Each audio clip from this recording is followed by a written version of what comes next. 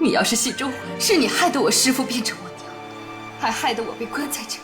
Setelah puas mengeluarkan unek-uneknya, mereka lalu memakan makanan yang barusan diantar oleh Duan Yanqing. Namun mereka tidak menyadari kalau di dalam makanan tersebut sudah diberi obat perangsang cap kuda liar oleh Duan Yanqing. Dan satu-satunya cara untuk menghilangkan racun tersebut adalah dengan berhubungan nganu. Dan jika tidak, maka efek sampingnya akan membuat kulit mereka iritasi disusul pendarahan hebat yang akan membuat mereka innalillahi. 一命不见人，愿证明的十二指。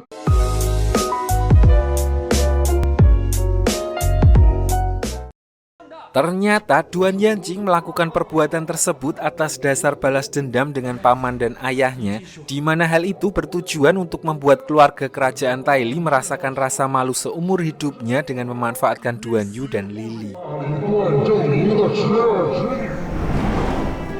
Sementara itu di sisi lain, diperlihatkan Kaisar Taili, Pangeran Taili dan Bai Feng yang sudah sampai di lembah Wanji, di mana mereka disambut oleh ayahnya Zhongling dengan pedang di tangannya. Ketika Bai Feng menanyakan soal keberadaan anaknya, tiba-tiba Hong Mian, ibunya Lily, muncul dan langsung menyerangnya. Melihat dua wanita yang dicintainya ribut, Pangeran Taili lalu mencoba untuk melerainya. Namun di saat bersamaan, ayahnya Zhongling yang memang dari awal memiliki dendam pribadi dengan Pangeran Taili turun tangan dan langsung menyerangnya.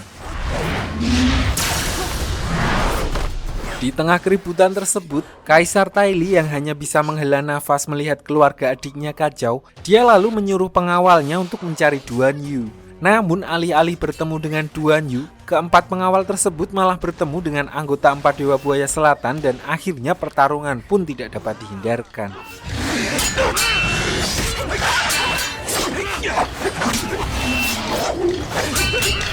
Sementara itu Kaisar Taili yang mencari Duan Yu melalui jalur belakang dengan panduan peta yang dia bawa, akhirnya bertemu dan berhadapan dengan Duan Yanqing. Awalnya Kaisar Taili tidak mengenali siapa sebenarnya kakek tua tersebut dan sempat adu mekanik untuk memperlihatkan jurus mereka masing-masing. Namun setelah Duan Yanqing memperlihatkan jurus matahari miliknya, akhirnya Kaisar Taili sadar kalau kakek yang ada di hadapannya itu adalah mantan putra mahkota Taili yang telah lama menghilang. Di sini Duan Yanqing mengancam Kaisar Taili untuk menyerahkan kembali tahta kerajaan kepadanya dan pergi mengasingkan diri untuk menjadi biksu. Dan jika menolak, dia akan mati-matian standby di depan pintu sampai Duan Yu dan Lily nganu. Tidak hanya itu, Duan Yanqing juga akan membeberkan perbuatan Duan Yu yang tidak bermoral tersebut ke seluruh daratan Cina, di mana hal itu otomatis membuat reputasi keluarga Kaisar Taili hancur.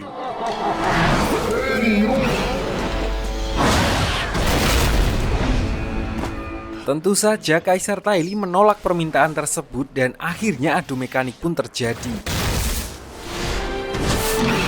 Di tengah pertarungan itu, tiba-tiba pintu tempat Duan Yu disekap meledak, di mana akhirnya Duan Yu bisa keluar dengan menggendong seorang wanita dalam kondisi yang sudah lemas. Namun wanita itu bukanlah Lily, melainkan Zhongling, di mana ternyata Lily sendiri telah dibawa ke kerajaan untuk dievakuasi. Ternyata sebelumnya salah satu pengawal Kaisar Taili masuk melalui gorong-gorong dan membawa Zhongling untuk ditukar dengan Lily dengan maksud untuk membuat Duan Yanqing kena mental.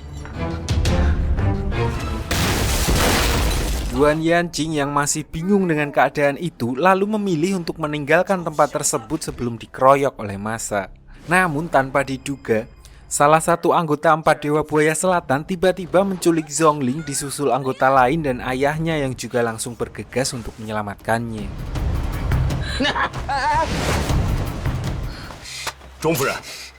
Setelah kepergian Duan Yanqing dan anggota Empat Dewa Buaya Selatan, Kaisar Taili langsung to the point dengan Gan Bao kalau dia akan bertanggung jawab untuk mencari anaknya dan segera menikahkan Duan Yu dan Zhongling secepatnya atas apa yang telah terjadi.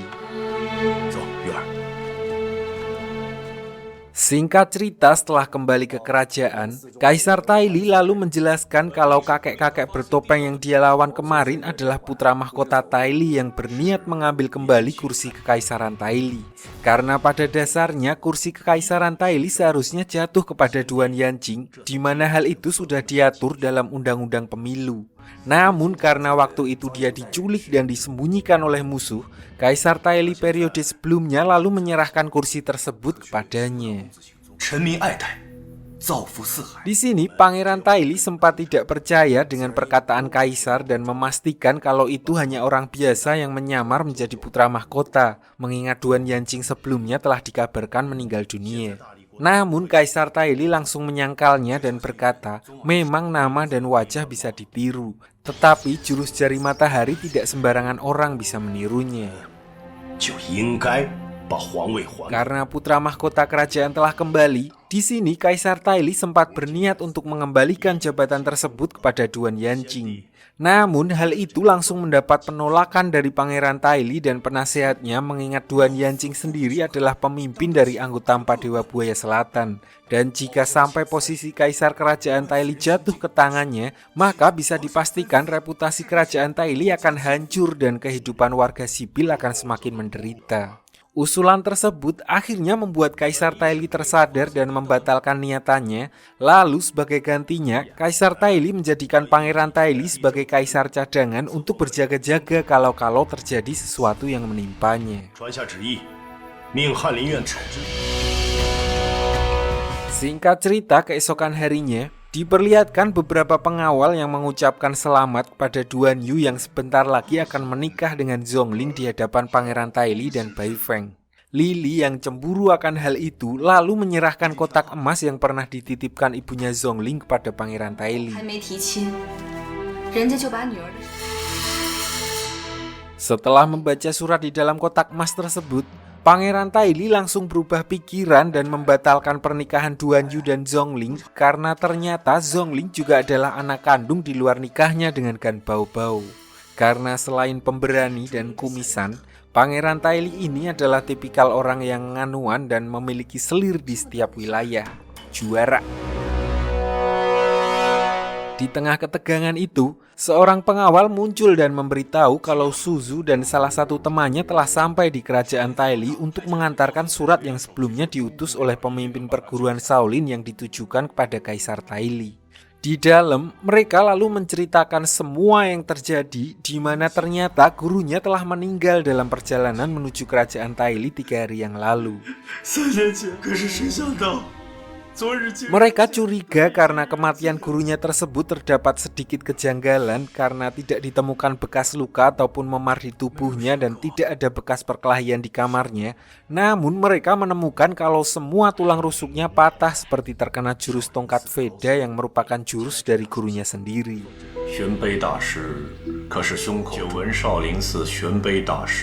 Di sini salah satu biksu yang ada di tempat tersebut mencurigai kalau biksu Shaolin itu telah dibunuh oleh orang bermarga Murong, di mana marga Murong sendiri terkenal karena selalu menggunakan jurus lawannya sendiri untuk mengalahkan musuh-musuhnya. Si biksu lalu menceritakan kisahnya 13 tahun yang lalu ketika sebelum menjadi biksu dan sedang mengawal seorang pejabat. Ada beberapa penjahat yang ingin merampok mereka dan si biksu terpaksa menggunakan jurusnya untuk membunuh para perampok tersebut. Namun tiba-tiba ada seorang ibu dan anaknya yang dengan santai melintas menyaksikan aksi pembunuhan tersebut. Tidak sampai di situ, anak tersebut juga malah menghina jurus biksu itu dengan komentar kalau teknik tersebut sangat lemah dan langsung bisa menilai kalau si biksu baru menguasai sepertiga dari teknik jurusnya. Mendengar hal itu, di sini dia lalu berniat untuk menanyakan maksud dari perkataan anak tersebut. Namun tiba-tiba dia langsung diserang oleh anak kecil tersebut menggunakan jurus yang sama tepat ke arah dadanya. Beruntung dia masih berhasil selamat dan sebelum pergi, si ibu justru memarahi anaknya bukan karena membuat onar, namun karena telah gagal membunuh dalam satu pukulan. Biksu tersebut juga menegaskan kalau saat ini anak itu kemungkinan seumuran dengan Duan Yu dan anak yang dimaksud adalah Murong Fu. Mendengar berita itu, Kaisar Taili lalu menyuruh menterinya untuk mengirim bela sungkawa sekaligus memberitahu pemimpin perguruan Shaolin terkait kematian saudara seperguruannya tersebut. 去一趟陆凉州，我们段家源自中原武林，参与中原武林的仇杀厮斗。 Sementara itu di sisi lain, diperlihatkan Duan Yu yang masih terheran-heran dengan apa yang telah ayahnya perbuat. Dia melihat Lily pergi meninggalkan tempat tersebut bersama ibunya. Dari kejauhan, Duan Yu sempat memintanya untuk tetap tinggal bersamanya sebagai kakak adik. Namun daripada ngampet dan malah stuck 4K, Lily langsung to the point kalau dia tidak akan pernah mau tinggal bersamanya.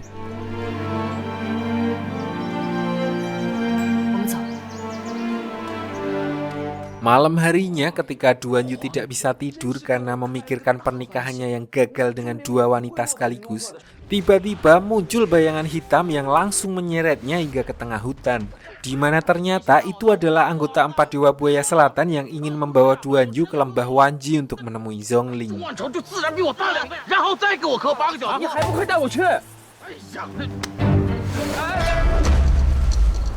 Di sisi lain, Pangeran Taili karena merasa telah menelantarkan dan menghamili Gan Baobao sejak umur 17 tahun, dia lalu memutuskan untuk pergi ke tempat tinggal Zhongling untuk menemui Gan Baobao. Singkat cerita, sesampainya di sana, dia lalu masuk ke kamar Gan Baobao melalui jalur rahasia 17 tahun yang lalu. Namun tidak berselang lama, mereka mendengar teriakan dari ayah Zhongling yang sudah berhasil menyelamatkan anaknya dari tangan anggota 4 Dewa Buaya Selatan. Dengan rasa panik, Gan Baobao lalu menyuruh Pangeran Taili untuk kembali bersembunyi sebelum diketahui oleh suaminya. Di sini, ayahnya Zhongling berusaha mati-matian untuk menahan serangan dari anggota 4 Dewa Buaya Selatan yang mencoba kembali menangkap Zhongling. Namun karena memang kemampuan anggota 4 Dewa Buaya Selatan lebih hebat darinya, anggota 4 Dewa Buaya Selatan berhasil mengalahkannya dan menyusul Zhongling dan ibunya yang berniat melarikan diri lewat jalur rahasia.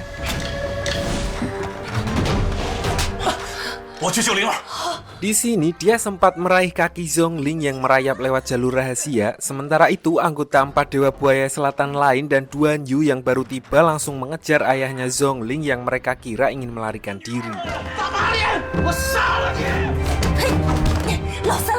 Dan di sini Duan Yu tidak mengira kalau reaksi dari jurus sakti Beiming miliknya mampu menyedot tenaga dalam kelima orang itu sekaligus dan membuatnya pingsan di tempat.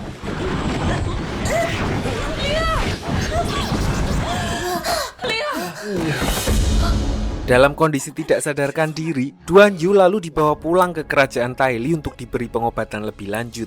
Namun ketika terbangun, Duan Yu langsung mengamuk seperti orang kesurupan disusul rasa sakit yang menyerang ke seluruh tubuhnya.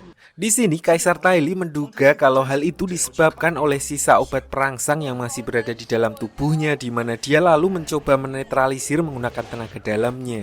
Namun ketika Kaisar Taili mencoba mengeluarkan tenaga dalamnya, tiba-tiba tenaga dalamnya justru ikut tersedot ke dalam tubuh Duan Yu. Di sini Kaisar Taili mencurigai kalau Duan Yu telah berguru pada orang yang memiliki jurus penghancur tulang, di mana jurus tersebut mampu menghilangkan tenaga dalam musuh dan paling dibenci di dunia persilatan karena dianggap cheater.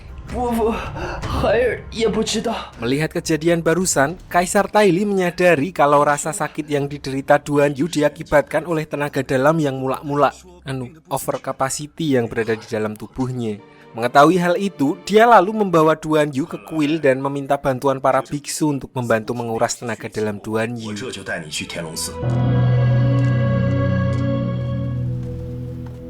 Namun sesampainya di sana, Kaisar Taili harus menunggu beberapa hari untuk mengobati Duan Yu karena para biksu mendapat berita kalau seorang musuh kuat yang berasal dari wilayah Tibet yang bernama Jiu Mozi atau lebih dikenal dengan nama Raja Kebijaksanaan sebentar lagi akan datang ke kuil tersebut untuk mengambil paksa kitab jurus 6 nadi. Mirip seperti jurus jari matahari, namun dimaksimalkan hingga mentok dengan mengaktifkan kekuatan 6 nadi, di mana kitab itu merupakan seni bela diri tertinggi dan tertua di kerajaan Taili sekaligus harta paling berharga di kuil tersebut. Tidak hanya itu, Jiu Mozi juga akan membakar kitab tersebut di depan makam Murongbo, ayah dari Murongfu, di mana hal itu dilakukannya untuk menepati janji yang dulu pernah dia buat. 明可否进些绵薄之礼？卖神剑，不传俗家弟子。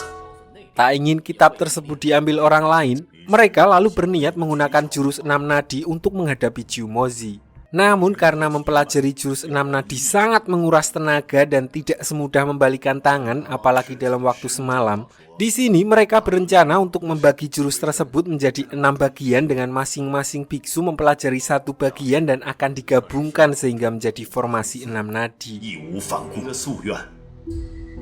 Meskipun cara ini kurang efektif dan tentu saja tidak sempurna seperti jurus 6 nadi aslinya, namun karena tidak ada pilihan lain dan waktu yang sangat mepet, akhirnya mereka setuju dengan rencana tersebut.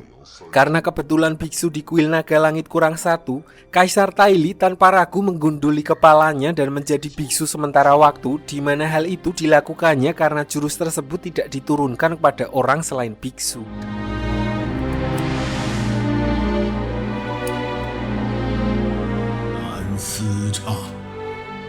Mereka lalu membuka kitab jurus 6 nadi untuk memulai mempelajari dan mengupas setiap esensi dari jurus itu. Namun yang tidak disadari adalah ternyata tenaga dalam yang dikeluarkan para biksu tersebut masuk ke dalam tubuh Duan Yu yang membuatnya semakin kesakitan seperti sesuatu yang berusaha keluar dari ujung jari telunjuknya yang mirip dengan penjelasan di salah satu gulungan kitab jurus 6 nadi. Di sini Duan Yu lalu mengikuti gerakan tersebut dan alhasil rasa sakit di tubuhnya perlahan mulai menghilang. Sadar kalau jurus tersebut mampu meredakan sakit di tubuhnya, dia kembali menirukan jurus tersebut dengan penuh semangat dan mulai fokus pada satu titik.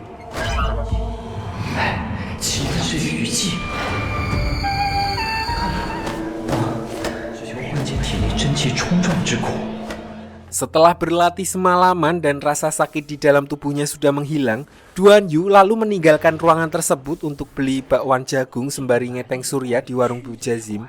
Namun baru beberapa meter berjalan, dia melihat Jiumozi yang sudah sampai di kuil naga langit yang membuat Duan Yu langsung putar balik untuk memberitahu para biksu.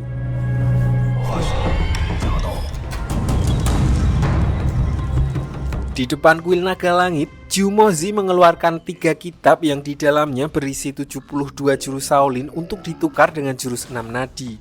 Untuk meyakinkan si biksu, Jiumozi juga memperlihatkan beberapa jurus yang ada di dalam kitab tersebut. Namun karena para biksu menolak menukarnya dan tetap tidak mengubah keputusannya untuk mempertahankan warisan leluhur terkait jurus 6 nadi, akhirnya adu mekanik pun tidak dapat dihindarkan.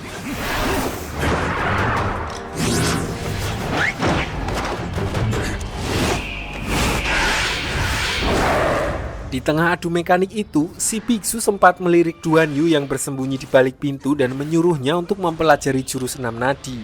So, dengan memanfaatkan waktu yang sedikit, dia langsung bergegas untuk mempelajari semua bagian dari jurus tersebut.